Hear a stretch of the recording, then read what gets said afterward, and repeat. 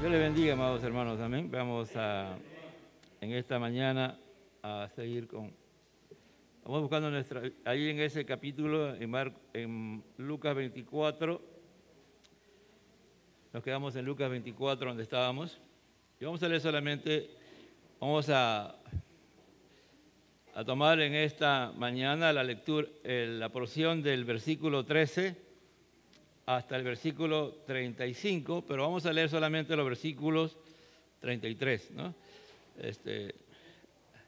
La pandemia sigue, no ha parado, por lo tanto hay que ser bastante cautos en la distribución del culto, ¿no? En Lima ligeramente en estos días se está subiendo y hay que tener nuestras reuniones, tienen un tiempo y tratemos en todo momento de mantener ese tiempo, amados hermanos, ¿no?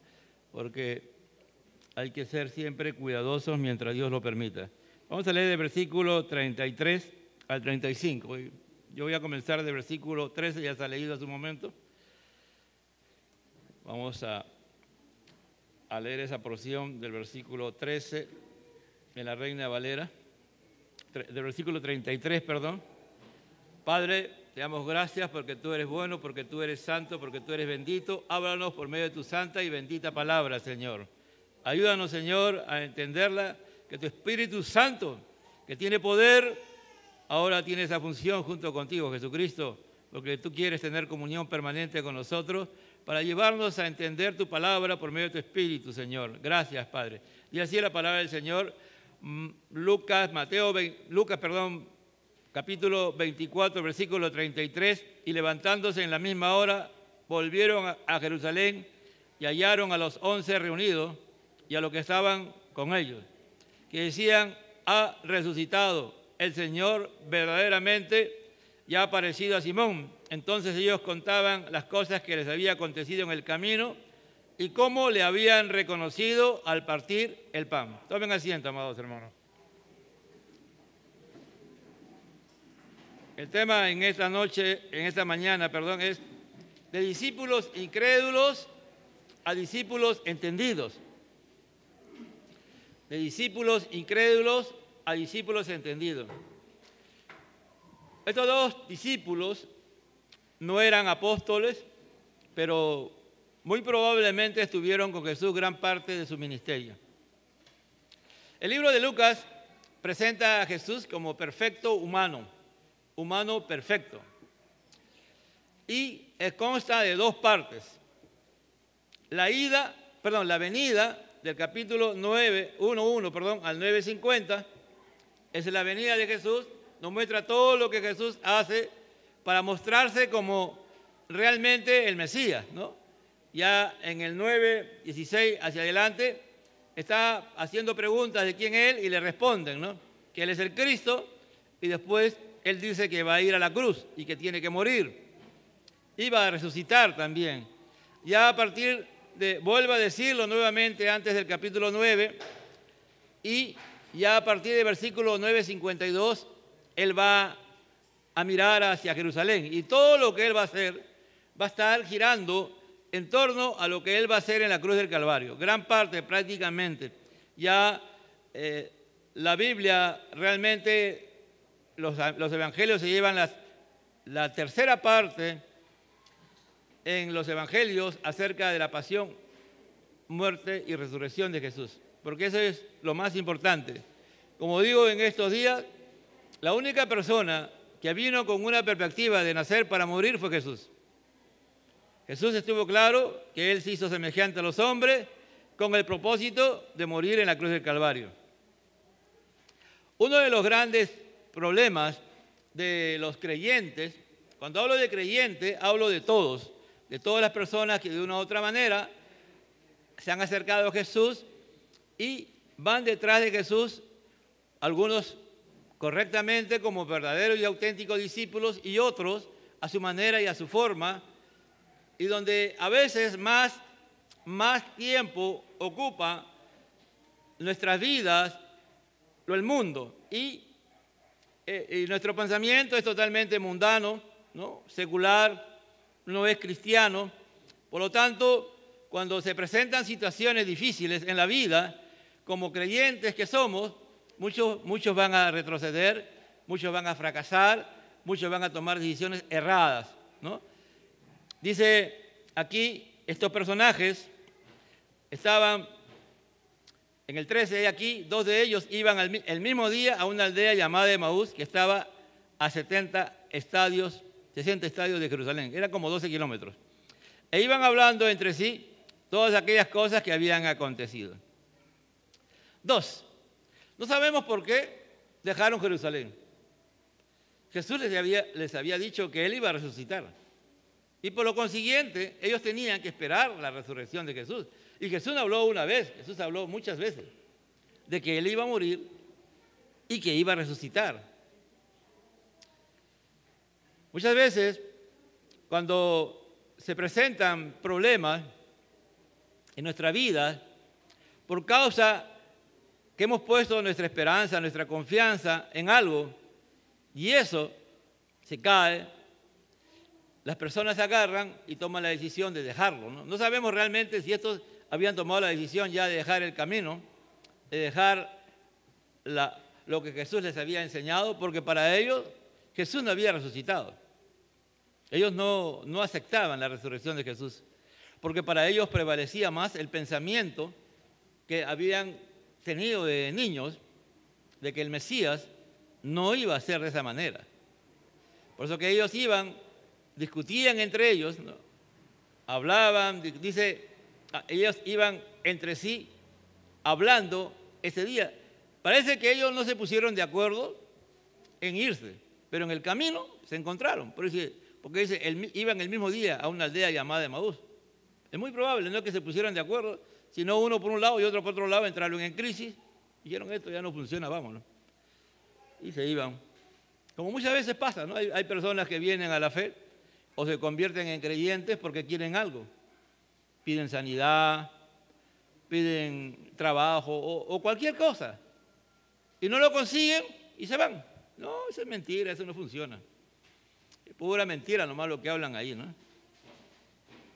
Y sucedió, dice en el 15, que mientras hablaban y discutían entre sí, Jesús mismo se acercó y caminaba con ellos, ¿no? Entonces, lo primero es discípulos incrédulos discutiendo acerca de la muerte de Jesús, ¿no? Hay creyentes que discuten y hablan mucho de la fe, pero no han tenido un encuentro con Dios, hermano. Hay muchas personas que saben la palabra de Dios, pero no la viven, no la conocen. Saber es decir que tú la has leído, en tu mente está, pero no has tenido un encuentro con Dios. No ha habido una conversión, no ha habido un arrepentimiento, no ha habido una transformación de parte de Dios en tu vida, no te ha hecho nueva criatura, no has nacido de nuevo. Y las cosas las haces porque tienes que hacerlas, ¿no?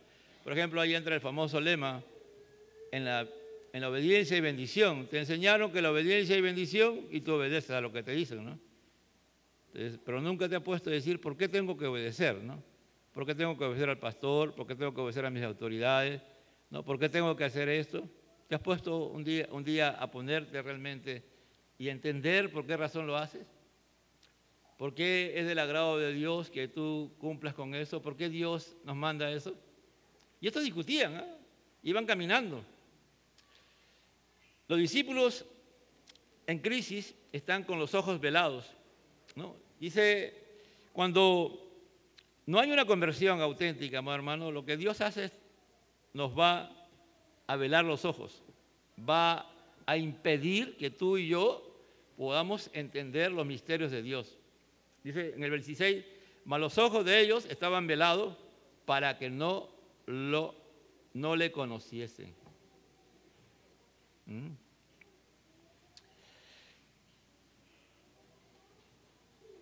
Hay personas que, por ejemplo, si acá programamos un aniversario, ¿no? Aniversario de la iglesia, esto se llena, ¿no? Va a faltar espacio. Habrá que hacer 10 cultos, por lo menos. Pero, ¿por qué? Porque no tienen un conocimiento acerca de Dios, ¿no? Porque ellos creen, y como tenemos pensamientos mundanos, seculares, celebramos también las fiestas del mundo como el mundo celebra, ¿no? En la iglesia, ¿no? Los aniversarios sin un propósito, sin una adoración a Dios. ¿no? Ayer, por ejemplo, había bastantes jóvenes aquí.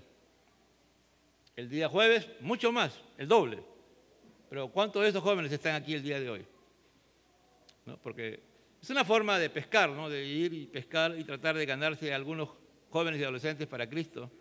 Pero algunos tienen un contacto y a veces Dios tiene misericordia y los va salvando y va a trabajar con sus vidas. ¿Me entiende? Pero el que abre y cierra los ojos para poder entender a Dios es Dios mismo, amado hermano. Tú no tienes el poder para hacerlo. Ninguno de los que está aquí. El único. Porque Dios conoce los corazones. Si vamos a Juan capítulo 2, los últimos versículos, dice que Jesús conocía a todas las personas. Nadie le engañaba a Jesús. Que él se dejara engañar era otra cosa, ¿no? Por Judas, él sabía que Judas robaba. Él lo sabía. Pero lo dejaba, ¿no? Porque a veces Dios tiene misericordia y nos da ese chance de arrepentirnos al hacer cosas malas, no porque tú estás haciendo cosas malas, no te pasa nada, es que Dios te está bendiciendo. No, hermano, a veces es la misericordia de Dios que Dios quiere que tú reacciones. Por eso dice, esto es importante, mas los ojos de ellos estaban velados para que no lo conociesen. Y le dijo, ¿qué conversaciones, qué pláticas son estas que tenéis entre vosotros mientras camináis? ¿No? Jesús se acerca a ellos, hermano. De un momento a otro Jesús se acerca a ellos y comienza a caminar con ellos. Jesús resucitado, Jesús con un cuerpo glorificado, Jesús con las marcas que le habían hecho en la cruz del Calvario, Él las tenía, pero ellos no lo podían ver. ¿Cuántas veces Jesús ha estado a nuestro lado, amado hermano? Y nos ha sacado de situaciones difíciles, terribles, y no nos damos ni cuenta que Él ha estado con nosotros y nos ha librado de esa situación. Yo creo que si tú haces memoria, cada uno de nosotros hacemos memoria, vamos a encontrar que por lo menos una vez en la vida hemos vivido una situación que decía, de esta no salgo. Y aquí estás en esta mañana, dándole gloria y alabanza al Señor, si eres un auténtico cristiano. Y si estás en el proceso de conversión, Dios te está haciendo recordar para que te arrepientas y le entregues tu vida a Cristo. ¿Qué conversaciones son estas? Le dice Jesús, ¿no? Como diciendo, ¿qué hacen ustedes discutiendo de un tema que ustedes no entienden? ¿No? Es como una llamada de atención muy diplomática, bastante diplomática del Señor. Dice, ¿y por qué estáis tristes? ¿Por qué tienen el rostro totalmente desencajado? Porque estaban, era una depresión profunda en lo que estaban ellos. Es decir, a ellos se les cayó todo. No tenían ya ninguna esperanza, amado hermano, porque aquí la palabra realmente es más que triste. Es mucho más que ello. Es decir, ¿por qué estás abatido? ¿Por qué estás derrotado? ¿Por qué te sientes fracasado? ¿No? Muchas veces estamos en una situación que estamos enfrentando y nos caemos, nos deprimimos y comenzamos a mirarnos a nosotros mismos y a buscar una solución y nos olvidamos de lo más importante que es mirar a Cristo, amado hermano. Porque en las crisis, en los momentos difíciles de nuestra vida, quien tenemos que mirar es a Jesucristo, a nuestro Señor. Por eso que se insiste tanto en estudiar la palabra de Dios, en que tú y yo tenemos que estudiar la palabra de Dios, en que tú y yo tenemos que atesorarlo en el corazón, amado hermano. El hermano Julián, ya por tercera vez, va al hospital. Él está luchando con una enfermedad. ¿Por qué creen que hasta aquí Dios lo mantiene? Porque él tiene fe y tiene confianza. Tendrá sus momentos, pero lo que en él prevalece es la confianza en Dios, amado hermano. Él me decía el otro día que muchas personas inician el tratamiento que él tiene ni lo acaban, pero el médico dice que el otro día se quedaba mirado de que él estaba llevando adelante el tratamiento, ¿no? ¿Por qué a veces cuando tenemos crisis abandonamos al Señor, le damos la espalda, todos deprimidos y fracasados? Es porque no conocemos realmente quién es el Señor, porque nuestros ojos no han sido abiertos para conocer al Señor. Respondiendo uno de ellos, que se llamaba Cleofas, le dijo, ¿eres tú el único forastero de Jerusalén que no ha sabido las cosas que en ella han acontecido estos días? los discípulos van a expresar su incredulidad a Jesucristo. Mira, es una forma, una terapia de Jesús, es psicólogo Jesús. Y es mejor psicólogo que Jesús, hermano, de verdad. Él va induciendo a aquellos que están estudiando psicología, analicen esto, hermano, de verdad. Bien, Jesús, hermano, Jesús fue psicólogo, fue abogado, fue de todo. Carpintero. Si el día de hoy había que hacer techo, él hacía un edificio de 40 pisos, hermano, sin ningún problema. En el tiempo no habían las máquinas de ahora, pero Jesús lo haría, porque esa era la especialidad de los carpinteros. Los carpinteros construían casas. Ese era su... Y aquí él le dice, ¿no? Entonces ellos van a hablar. Se llamaba Cleofas, le dijo, ¿eres tú el único forastero, el único peregrino en Jerusalén que no ha sabido las cosas que en ella han acontecido en estos días? Como diciendo, toda Jerusalén se ha sido conmovida por la muerte de este hombre.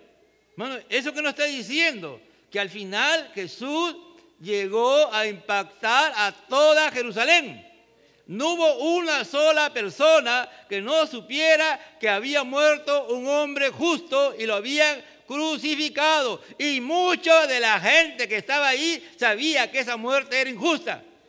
Que esa muerte era política religiosa o religiosa político. Que por intereses muy grandes lo habían matado. Ese era el concepto de muchos. Pero aquellos que ya estaban conociendo acerca de Dios sabían que era el acto más glorioso, el acto más grandioso que Dios estaba haciendo por los seres humanos, que Él se había convertido en hombre semejante a los hombres para morir en la cruz del Calvario, redimirnos, comprarnos a precio de sangre, aleluya.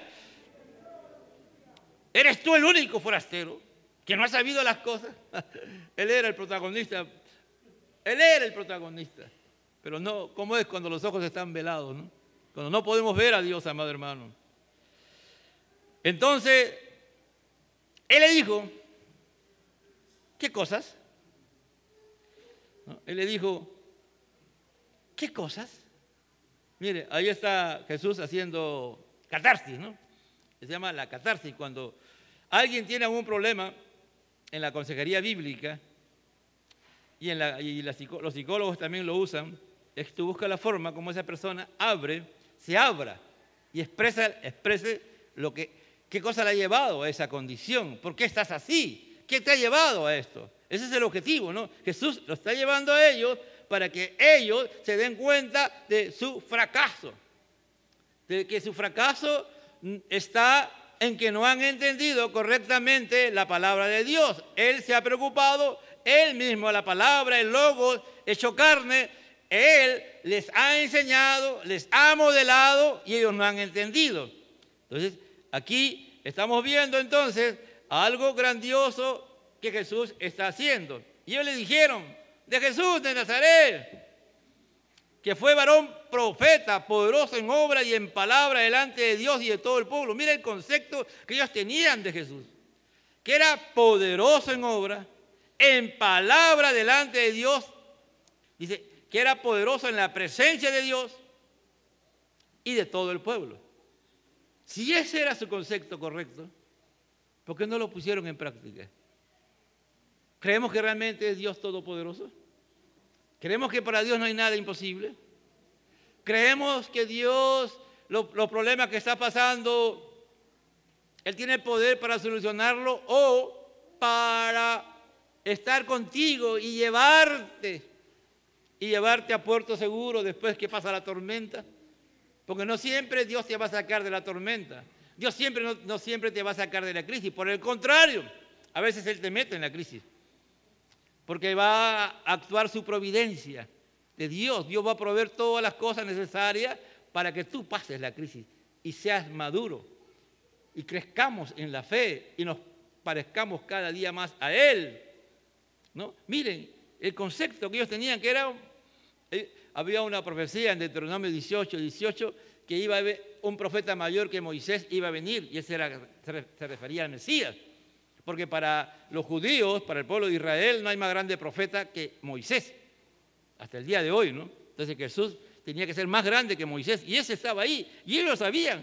Dice, poderoso en obra y en palabra delante de Dios y de todo el pueblo. No solamente era para un grupo reducido, todo el pueblo vio muchas cosas en Jerusalén y en Galilea y fuera de Galilea, las obras y la palabra, porque era poderoso en palabra. Dice, cuando unos soldados fueron a apresarlo, se quedaron con la boca abierta y lo escucharon y se olvidaron que le habían ido a apresar. Y cuando regresaron, oye, ¿qué pasó? Es que nunca hemos encontrado un hombre que hable tan poderosamente la palabra de Dios, que nos haga entender. Eran gente, hermano, y se quedaron ahí. Ese fue el balance que le llevaron. ¿Y cómo le entregaron los principales sacerdotes y nuestros gobernantes a sentencia de muerte? No está diciendo que él muere por causa de él, no. Le entregaron, le traicionaron, le dejaron solo. No solamente los principales sacerdotes y nuestros gobernantes a sentencia de muerte, sino también ellos mismos, ¿me entiendes? Los autores intelectuales de la muerte de Jesús fueron el Sanedrín, los principales sacerdotes, los gobernantes, hasta Poncio Pilato fue el que determinó la muerte de Jesús y le crucificaron. Le crucificaron. Pero nosotros esperábamos, nosotros teníamos la esperanza que él era el que había de redimir a Israel, ¿no? Saber acerca de Jesús sin tener un entendimiento del verdadero concepto del Mesías es lo que pasaba con esta gente. Saber acerca de Jesús y tener nuestras tradiciones y tener nuestras costumbres. No, hoy día martes 13, no te cases ni te embarques, dice, ¿no? Domingo 7, con cuidado por si acaso. Oye, está mal mi hijo, pásale cuy, pásale la Biblia ahora, ¿me entiendes? Hay muchas cosas que nosotros aún tenemos heredadas de nuestras tradiciones. Algunos, gracias a Dios, algunos han sido liberados, pero hay algunos que cuando tienen problemas lo primero que hacen es, no sé cómo se llama eso que se pone en la puerta, antes se ponía en la puerta para que los demonios no entren. Ahora no, pon una Biblia abierta en tu casa ahí en la entrada para que cuando vengan los demonios lean la Biblia y ya no entren a tu casa. Así hay gente, hermano, no es broma, por si acaso, lo ponen la Biblia abierta y dicen, ¿por qué? No, es para que no vengan los demonios, pues, porque los demonios lean, entonces se van, esta palabra de Dios. Y así hay un sinnúmero de cosas que al final, amado hermano, nosotros va decayendo nuestra fe, porque si tú dudas de Dios, es porque puedes usar cualquiera de estos elementos extraños a la palabra de Dios, al final eso te hace que cuando llegue la prueba te caigas, pues, porque es como que tú tienes tu fundamento, no está totalmente sólido en Cristo. Sabes que es Cristo, pero en la práctica no lo crees. Entonces, estas personas, amado hermano, ellos tenían un concepto claro acerca del Mesías, ¿no? Entonces vamos al versículo, estoy corriendo, amado hermano, porque dice en el 21, pero nosotros esperábamos que él era el que había de redimir a Israel, y ahora, además de todo esto, hoy es el tercer día de que eso ha acontecido. Mire, ellos sabían y se recordaban que Jesús les decía que él iba a resucitar. Y aún al tercer día, porque Jesús había enseñado sobre que él iba a resucitar en el tercer día. Cuando habló de Jonás, habló sobre ese tema, ¿me entiendes? Y ellos escucharon cuando él habla acerca de Jonás, cuando vienen a responder los fariseos, y él le responde con la vida de Jonás. Ellos sabían que al tercer día Jesús iba a resucitar, y en su mente estaba claro, ¿no? Dice, aunque también nos han asombrado, dice, aunque también nos han... aquí la palabra no es correcta, asombrado. Han venido ahí unas loquitas, ¿no? Unas mujercitas ahí locas, media loquitas, con disparate, ¿no? Con locura diciendo, una mujer de que nosotros, las que fueron al sepulcro, y como no le hallaron el cuerpo, vinieron diciendo que también habían visto ángeles, quienes dijeron que él vive. Voy a leer en esta versión, Las Américas, el 22. Y también algunas mujeres de entre nosotros nos asombraron, pues cuando fueron de madrugada al sepulcro y al no hallar su cuerpo, vinieron diciendo también que habían visto una apariencia, ángeles, que decían que él vivía. Miren, aquí ellos, ¿por qué no aceptaron el testimonio de estas mujeres? ¿Mm? ¿Por qué? Porque los judíos no creían que las mujeres podían hablar la palabra de Dios, proclamar la palabra de Dios, afirmar algo sobre la palabra de Dios. Para ellos prevalecía más ese concepto que tenían. Aún miren, los judíos eran tan terribles que ellos oraban, los hombres, ¿no? Decían, gracias Señor te doy porque yo no he nacido hombre y no he nacido mujer, ¿no? Es decir, le decían gracias Señor porque las mujeres no tenían ningún valor para ellos. Entonces, una afirmación que una mujer dijera no tenía peso para ellos. Aunque esas mujeres, ellos dicen, ¿no? Aunque también nos han asombrado unas mujeres dentro de nosotros, es decir, mujeres que habían estado, mujeres que Jesús había discipulado, mujeres que Jesús le había enseñado la palabra y las había tratado igual, no había hecho acepción de personas, ellas también entendían la palabra y ellas eran más apasionadas, más fervientes, porque fueron las primeras, antes de que amanecieran, ya ellas fueron corriendo con ungüento para untar el cuerpo, porque en su concepto iban a encontrar el cuerpo de Jesús, ¿no? Ahí el cadáver, y había que nuevamente poner óleos, ¿no? Y a alguien le iba a abrir la entrada y iban a entrar. Ese era su concepto de ellas. Pero ellas no sabían que se iban a llegar una gran sorpresa, la más grande sorpresa, porque a quien primero se aparece el Señor es a las mujeres, ¿no? A las mujeres, ¿no? Porque ¿quién es el que peca en el Edén? La mujer. Y Adán le sigue, ¿no? Como ahora hasta el día de hoy, ¿no? Los hombres, las mujeres hacen y los hombres van detrás marchando, ¿no? Esa es la moda del día de hoy. Ahora, hermano, ahora está la moda es esa, ¿no? Los hombres cada día están menos hombres. Las mujeres le sacan, son infieles y los hombres le perdonan, le sigue siendo infiel y ellos siguen atrás. Ya, a esa hora es increíble. El otro día hablaba con una abogada y me dice, pastor, eso es lo normal el día de hoy. Las mujeres están tomando el control de los matrimonios, de la familia, pues estamos como estamos. No porque las mujeres no sean, sino que Dios ha establecido una cabeza en el matrimonio y en la familia, que es el hombre. No es que la mujer sea menos, es para el Señor son iguales, pero funcionalmente el hombre es la cabeza, el que tiene que dirigir, hermano, si no eso es un caos. Mire usted, dígame usted una familia donde Cristo no vive, donde Cristo realmente, aunque creen que Cristo vive ahí, pero si Cristo vive, amado hermano, lo primero que tiene que hacer una mujer es darle lugar al hombre y ponerle en el primer lugar. Dígame usted una familia supuestamente cristiana o cristiana, entre comillas, que le vaya bien. Que le vaya bien. No le va bien, hermano. Dios no puede bendecir. Dios no puede bendecir. Salgo de este punto porque es importante, ¿no? Dice, y fueron algunos de los nuestros al sepulcro y hallaron así como las mujeres habían dicho, pero no lo vieron. Es decir, Pedro y Juan llegaron corriendo y no encontraron. Aunque le dice, no, encontraron al ángel y el ángel le había dicho, pero al final ellos querían ver a Jesús. Querían ver y como no lo vieron, Cleofas y su compañente, nada resucitado. Vámonos. Ya es el tercer día y ya hemos perdido tanto tiempo.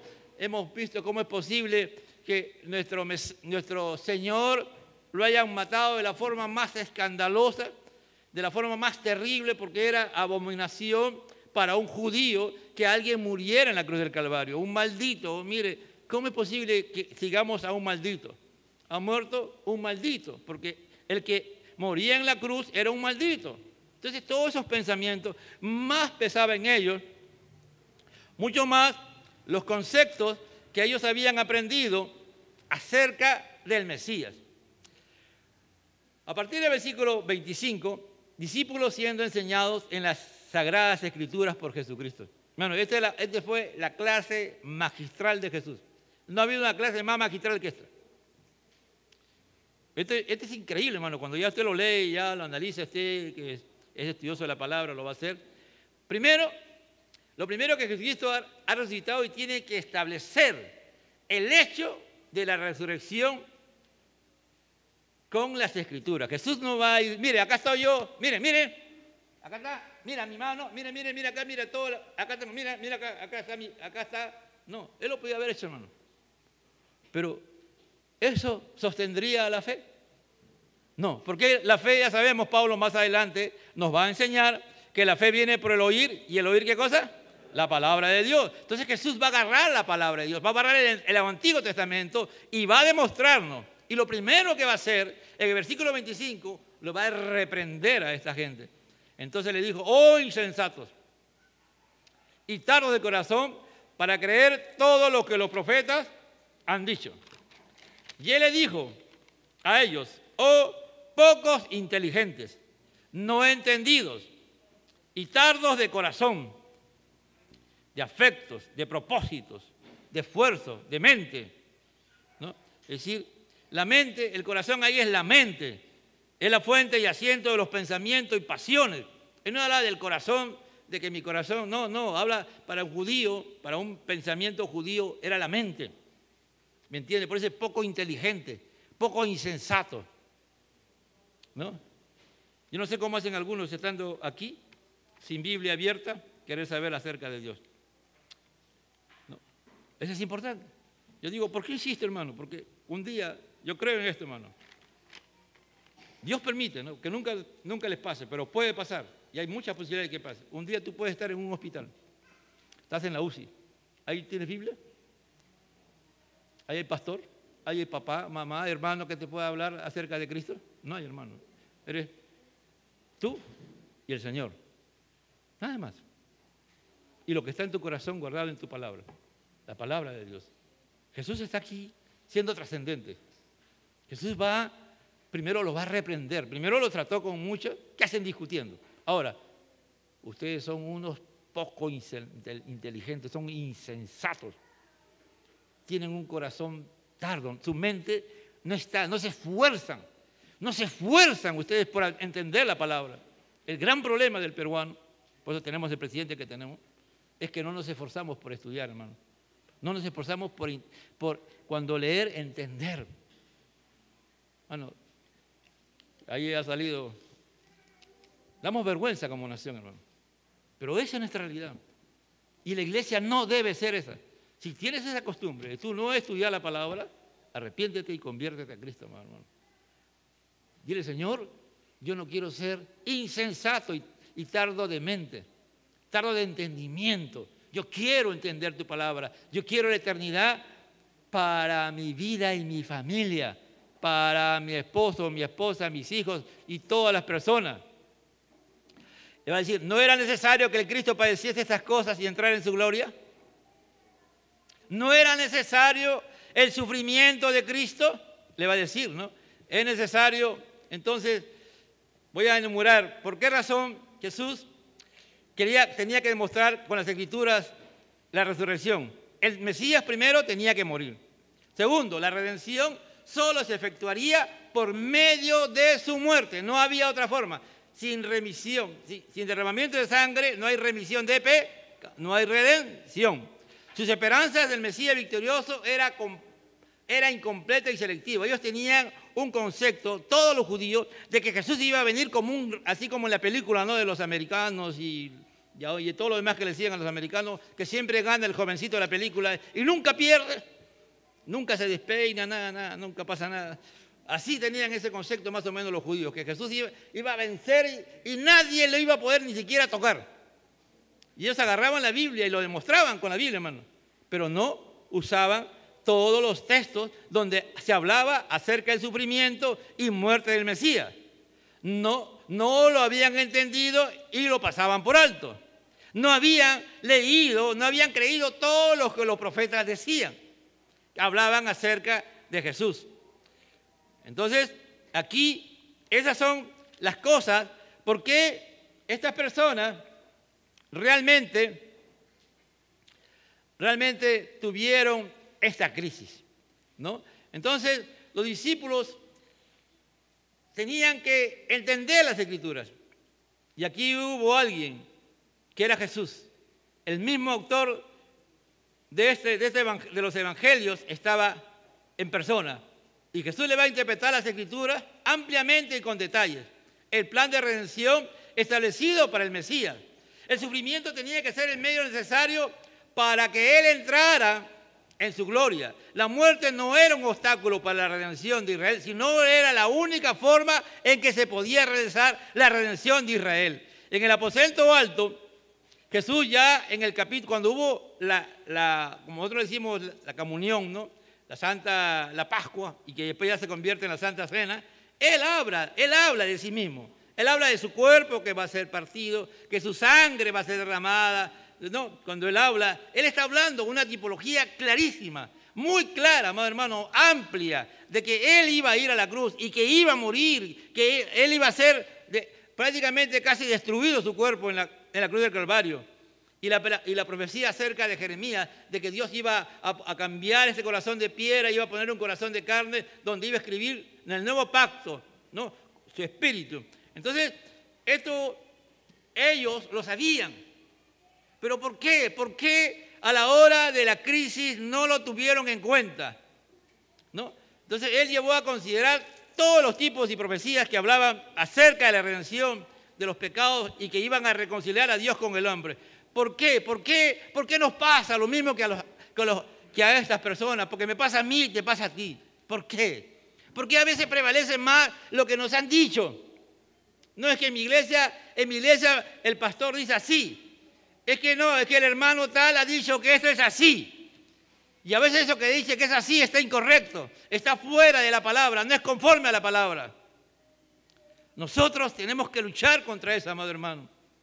¿Me entiende? Tenemos que decirle, Señor, si tú le abriste las Escrituras a estos hombres, le abriste, tú fuiste el intérprete de ella, ahora tenemos a tu Espíritu Santo que tiene el poder para hacernos entender las Sagradas Escrituras y hacernos entender que Él ha resucitado y de que Él está vivo. Y la mejor demostración que Él está vivo es que me ha cambiado y transformado a mí. Y Él dirige mi vida, Él es el Señor de mi vida. ¿Cuántos lo creen, amado hermano? No era necesario que el Cristo padeciese estas cosas y entrara en su gloria, en versículo 26.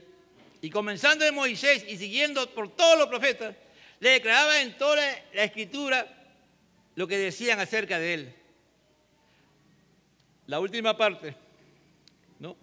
Ya vamos avanzando, amado hermano. Este es muy importante porque es una de las cosas que más me ha impactado desde cuando me convertí fue los caminantes de Emaús. Yo creo que todos de una u otra manera hemos sido identificados con ellos. Dice, y llegaron a la aldea donde iban. Y él hizo como que iba más lejos, es decir, como que Jesús hizo un simulacro de que ya él seguía para adelante, mas ellos lo obligaron a quedarse, diciendo, quédate con nosotros, porque se hace tarde y el día ha declinado.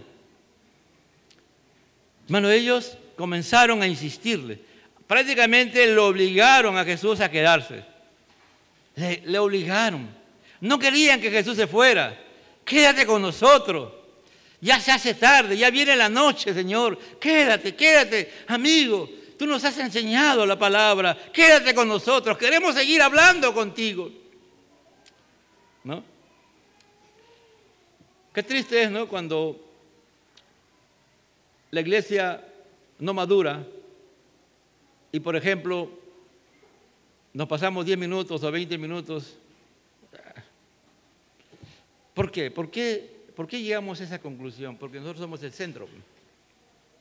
Cuando tú vienes a un culto para buscar tu comodidad, como dice, ¿cuánto has venido a gozarte? Tú has venido a gozarte.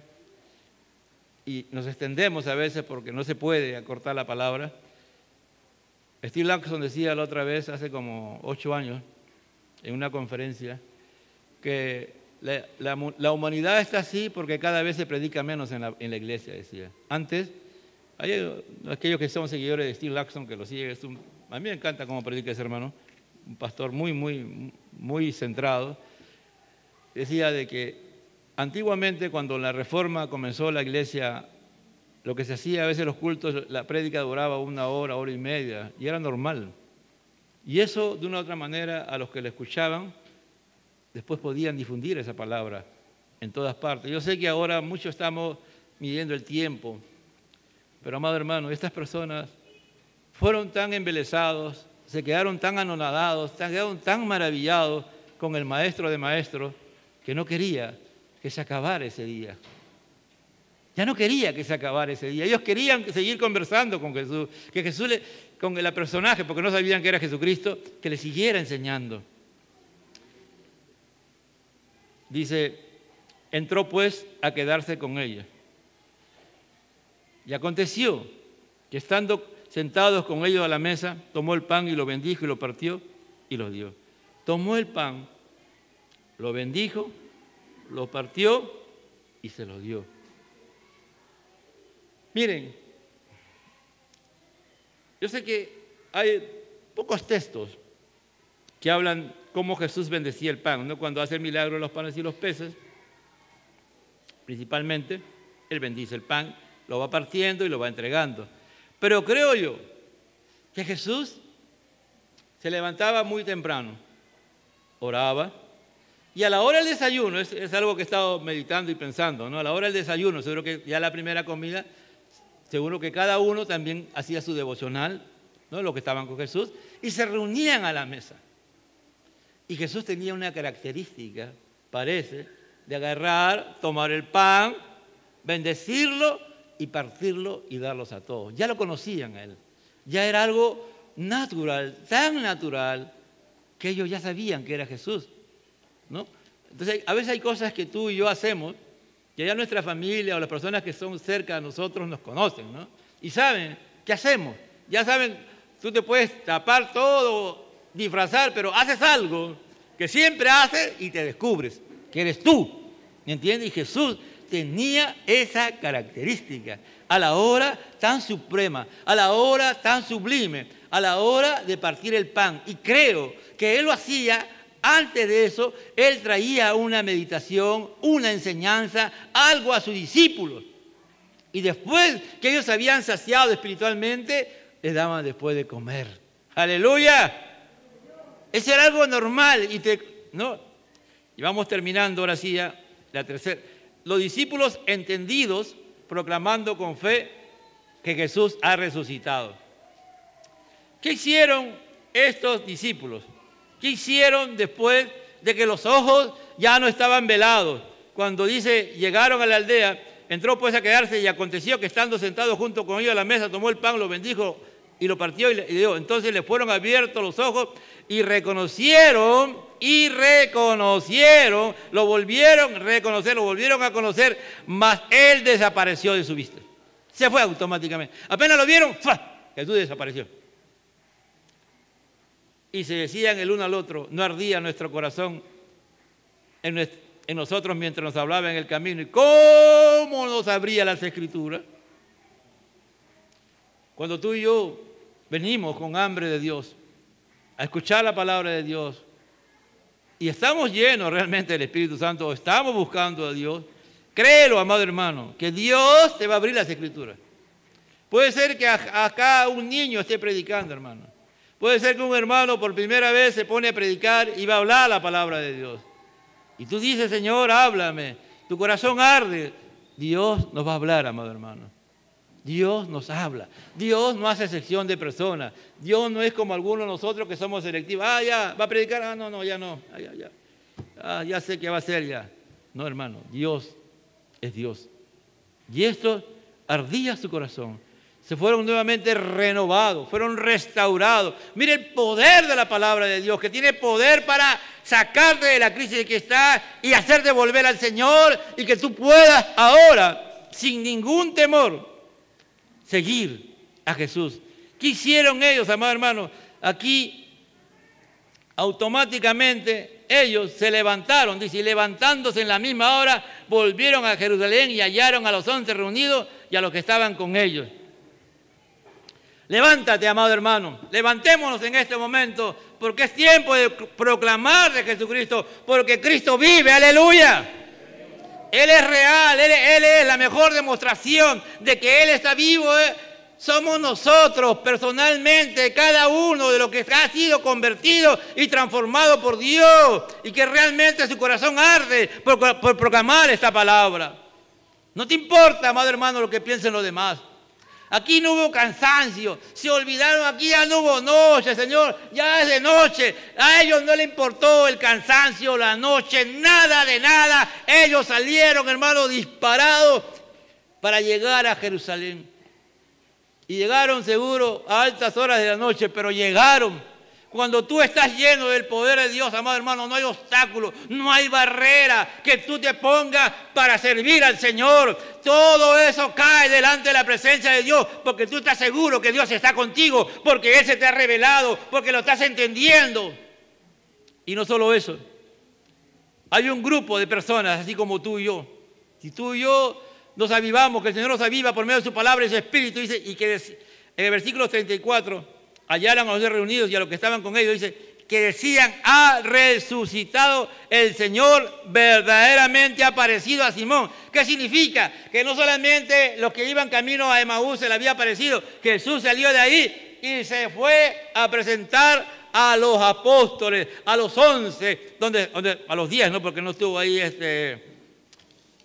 Tomás, ¿no? Se le presentó y ahí ahora... todos ellos, hermanos, pueden decir, hemos visto a Jesús. Jesús se ha aparecido y se ha aparecido a Simón. Ya no era, mire, ellos tuvieron un encuentro, pero simultáneamente el Señor se había aparecido a Pedro. Y posteriormente se va a aparecer a los 11. Y hay un encuentro de ambos, de lo que habían los dos discípulos y los que decían, ha aparecido a Simón, ha resucitado. Ya comenzaban a creer que Jesús había resucitado, aleluya. Cuando Dios quiere hacer algo, amado hermano, Él lo va a hacer en ti y en mí. Va a ser lo mismo, porque Él tiene un plan. ¿Me entiende? Él quiere restaurar y levantar su iglesia. Él quiere que su iglesia crea que Él está vivo, que Él es poderoso, amado hermano, que su palabra tiene poder. Pero la palabra por sí misma no tiene poder, sino por medio del Espíritu Santo. Pero es necesario que nos abra las Escrituras. Porque cuando nos abren las Escrituras, el objetivo es dejar de ser discípulos incrédulos para convertirnos en discípulos comprometidos. En discípulos entendidos, en discípulos sabios, en discípulos audaces, en discípulos que no tienen temor y que predican la palabra a tiempo y fuera de tiempo, aleluya. Porque Cristo es el mejor modelo. Él sabía que la muerte estaba a la puerta, pero Él seguía predicando, Él seguía hablando del amor de Dios, Él seguía llamando a la gente a la conversión, al arrepentimiento, y no tenemos que hacer lo mismo. Entonces ellos contaban las cosas que habían acontecido en el camino. Y cómo le habían reconocido, cómo al partir el pan, ¿no? Creo que si no me equivoco ahí dice, al partir el pan. Miren, cuando usted va a la iglesia de los Hechos, en el versículo 2:42, una de las cosas que ellos hacían era el partir el pan en las casas. En las casas. ¿Qué habla de eso? De comunión. Dios quiere que su iglesia, amado hermano, que tengamos comunión nosotros los hermanos, entre hermanos. ¿Todos nos conocemos aquí? ¿Todos sabemos el nombre de los hermanos? ¿Tú sabes cómo se apellida esta familia que está allá? ¿Tú sabes cómo se apellida esta familia que está atrás? ¿No? ¿Tú sabes? Esta familia se apellida Larios Cárdenas, la que está en la última, ahí está la familia Paredes Arcela, ¿no? Ahí está la familia Loconi Pérez. Ahí está la familia Fernández Rojas, ahí está la familia Chávez Vázquez. El tema es que a veces no somos selectivos, hermanos. Clasificamos nuestras amistades aún dentro de la iglesia, pero en la iglesia cuando las escrituras son abiertas, hermanos, se cae todo eso. Porque Dios quiere que partamos el pan en las casas. Dios quiere eso. Para eso Jesús resucitó. ¿Cómo? ¿Por qué la iglesia del primer siglo era conocida? Porque los hermanos se amaban entre ellos. Era una iglesia que practicaba el amor, practicaba la coinonía. ¿Por qué causa? Por causa de que las escrituras, al ser abiertas, tú entendías que tu Dios, que el Dios que tú y yo tenemos, es un Dios vivo. No es un Dios de muertos, que ha resucitado y que nos da vida y que quiere que nosotros proclamemos, que anunciemos a Él. Cuando tú y yo nos reunimos con los hermanos de nuestras casas, también le estamos proclamando al mundo que Cristo vive, que Él ha resucitado, amado hermano, para que la gente vea cómo nos amamos. Dios nos ayude a entender que la resurrección de Cristo, amado hermano, tiene que ser una verdad en nuestra vida, permanentemente. ¿Y cuál es el termómetro que va a marcar si realmente creemos en un Cristo vivo? Es si partimos el pan con los hermanos. Eso dice al final el texto. Con eso concluye el sermón acerca, o la narración, perdón, de Lucas acerca de los caminantes de Emaús. Entonces ellos contaban las cosas que habían acontecido y cómo le habían reconocido al partir el pan. Mire, una de las cosas que más trascendente para ellos fue el partir el pan. Y vuelvo a repetir lo que dije hace un momento, porque creo que muy probablemente Jesús primero les traía una reflexión, una enseñanza profunda, y después decía, vamos a comer el pan. Tomaba el pan, lo bendecía y lo partía y lo daba a todos. Dios, en esta mañana, yo he tenido la oportunidad de tomar el pan, que es la palabra de Dios. Dios la ha bendecido y la he partido para que ustedes la puedan proclamar. Que Cristo vive, que Cristo ha resucitado, que Cristo es el mismo de ayer, hoy y siempre. A su nombre. Gracias, Señor. Gracias por tu santa y bendita palabra. Haznos entender, Padre, esta palabra que es poderosa. Mira, Señor, no seamos como estos hombres tardos, insensatos y tardos de corazón, lentos, poco inteligentes, Señor. No apasionados, no vehementes, no queriendo aprender la palabra, sino sácanos de esa condición y haznos, Señor, oh Padre de la gloria, sensatos, sabios, entendidos en tu palabra, para que nuestro corazón arda, Señor, y tener un corazón entendido que arda por hacer la voluntad de Dios, porque tú siempre estás dispuesto a que tomemos tu pan, tú lo bendices, y que tú nos hagas, Señor, entender esta palabra como así le enseñaste a estos dos discípulos, Señor, tuyo, para que nosotros después de que tú nos hayas partido el pan, podamos proclamar tu nombre, Señor, ese nombre que es sobre todo nombre, ese nombre que es santo, porque Cristo vive, Cristo ha resucitado, oh, por la eternidad, y Él es el modelo, el ejemplo que tenemos que seguir. Al Padre, al Hijo y al Espíritu Santo. Gloria a Dios, gloria a Dios. Aleluya.